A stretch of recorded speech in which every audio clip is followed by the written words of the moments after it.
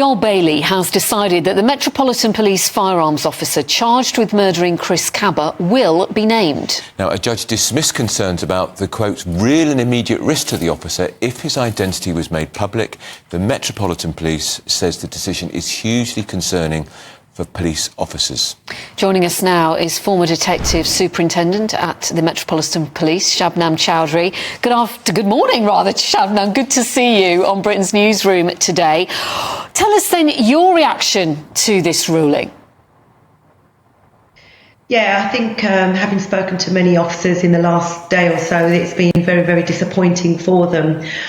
Look, this has created mixed views from the public and within policing, and it will have huge implications for the policing of firearms officers and also generally for the public, particularly when you look at what's going on globally, the current war that's ongoing, the fact that there's a review being undertaken in respect of a potential increase in extremism and the counter-terrorism threat. And it's those firearms officers who are highly skilled, highly trained officers that will be patrolling, that will keep London safe and the UK in general. And if this, now that this officer will be named, and it's a partial thing because his name and his date of birth will be made public, which will have an implication for officers who have already said in recent weeks that they will stop carrying their firearms if the officer is named. And Shabnam, what I think is curious about this ruling by the judge, the judge has said that there is to be no image of the officer, so no photographs. But the moment the name is out there,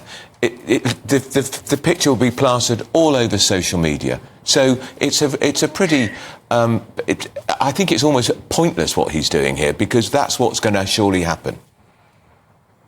Well, there is a potential for that to happen, but that actually his image will be protected by law, as will his home address. And I think what will also happen is the Metropolitan Police will carry out a proper risk assessment and ensure that there are special measures in place to protect him and his family in respect of where he is and the fact that he then can't be subjected to any visits, abuse or any kind of threat by the general public or anybody else for that matter. But the implications are big for policing because if those firearms, remember these officers are volunteers. These officers volunteer to do that job. Most officers who actually apply to become firearms officers don't actually get through the training because it is that rigorous and that difficult a training.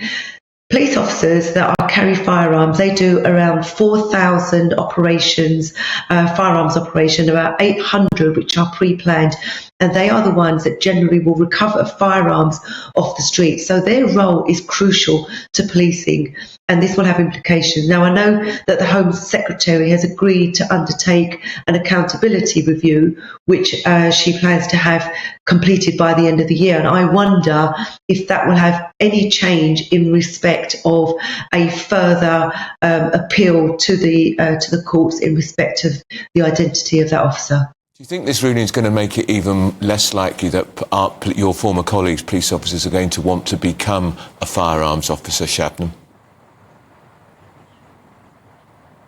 I do, unfortunately. I mean, my nephew's a firearms officer and I worry about the role that he plays.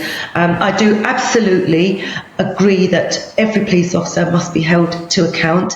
They know that they're subject to scrutiny, but I think that this will deter a lot of officers from wanting to carry firearms because of the risk that it involves and because of the fact that if they are charged with any kind of offences, then their identity is known to the general public and they fear that they're at risk of that. Equally, the public feel that there should be no preferential treatment for police officers. So I can understand the concerns of the public, but equally understand the concerns of policing. I think part of the problem is that within law, there's very few exceptions about not naming a defendant. Yeah. You know, if they're a child, yes. But there's not many, is there, Andrew? This is part of the problem. Would it set some sort of precedent? Yeah, often if it's national security, the identity would be kept confidential. Yeah, absolutely. And the fact is that as soon as somebody is charged, then their details and their name is known in the public domain, unless, of course, they're of a certain age.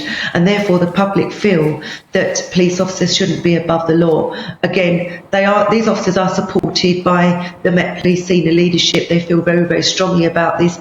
So we have to see how this plays out, but it will have implications for the carrying of firearms, for the safety of the public, and for those officers that do not any longer wish to carry firearms or apply to become firearms officers. Really interesting. All right, that's the former Detective Superintendent at the Met, Shabnam Chaudhri. Thanks so much for joining us, Shabnam. Really interesting, isn't it? Yeah, that police officer will be named publicly on the 30th of January. Yeah, gives them 3 months to make contingency plans. But as I say, the image will be protected. But I still think once they're named, the image will end up on social media. Well, it's very easy to find out the image, isn't it? Yeah, yeah. Only needs somebody to leak it. Well, to react more on this story, we are pleased to be joined by political commentator and author Tonia Buxton and author and commentator Nichi Hodgson. Welcome to you both. Morning. Tuesday morning. Tonia, what do you make of I'm still dumbfounded that he got charged with murder and not manslaughter to start with, as a police officer, as an acting police officer. I'm still dumbfounded by that. I don't think that his name should be released, and we know all this thing about his image not being released. It's complete rubbish. I mean, you just get onto the internet. It's modern age. It'll be everywhere. I worry about our policing system. I think that maybe we've gone too far from getting the right calibre of person to be a police officer. That's what we should be concentrating on. But I do think we need to protect our police better. I mean, if I've got 2 sons, I wouldn't want them to go into the police for anything. You know, it used to be a stoic, great job to go and do. I wouldn't want them to do that, and I especially would not want them to be able to carry firearms. It's a good point, isn't it, about the manslaughter? Because we can't go into the detail because he's been charged, this unnamed officer, but there was one bullet discharged by the gun through the screen of the car in which Chris Kaba was sitting, and he died. But, I mean, you can't assume there was any intent to kill. No. He was doing his job, and it's split-second judgment. No, and that's what I found peculiar about that charge, actually. I suppose, when I think about this, you know, there's this argument that we need open justice, so people shouldn't be treated in a different way, even if they're in the police, even if there's a good reason for them to be treated in a different way. But I suppose the problem at the minute is that the Met there's very low trust in the Met. There's very low trust. And I suspect that this is kind of a political act on their part to increase trust with the public. You know, they're very driven at the minute to do that. So again, if they are seen to be hiding an identity, especially with the black community, where there's a lot of people who feel very strongly that the police do not serve them well because the young man who was killed was a member of that community, Chris Kaba. There have to be steps taken to protect his safety. Yeah. Because he will undoubtedly be at risk. And his family. That's also the other point. My understanding is he's a family man. Yeah. So he's being made a scapegoat a little bit of this, and that's wrong. I understand that the Met's trying to step up and show the public that, you know, they're not having preferential treatment, but it is all just very muddy and it's not clear, and I think it's wrong. Well, there will still be preferential treatment because his image isn't being released. Yeah. For about 10 minutes. Yeah. Because that's